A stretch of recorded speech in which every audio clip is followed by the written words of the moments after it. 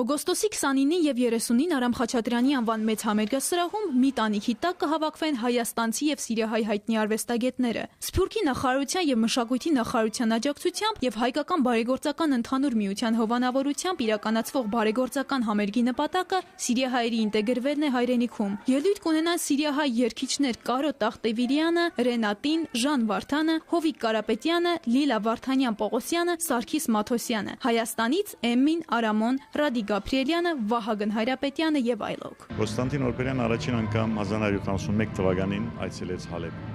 Անդեր մենք բոլորս բադանիներ էինք, երիտասարդ նվագողներ Կոստանտին Օրբելյանի նվագախումբեն։ Բարեկամություն հաստատվեցավ, որ 40 տարի վեր կշարունակվի։ Մենք հաջող մեր Երևան այցելության ընթացքին կանտիբինք մեր երաժիշտ ընկերներուն, համերգներուն կմասնակցեինք, կնվագենք հետերին եւ այլն։ Ուրեմն հոս երբ որ Երևան հաստատվեցանք, մտածեցինք, որ ինչու՞ չէ ցերնարկ մնենք, որ Երևան Հալեբ 70-ականներ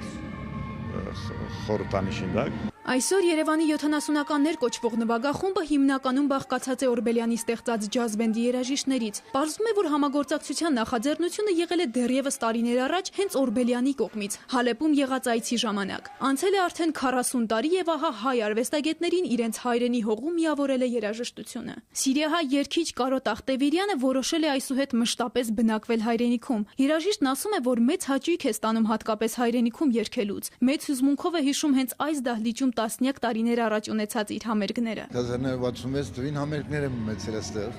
նույն այդ սրահի մեջ 6 անգամ 6 համերգ ունեցել եմ։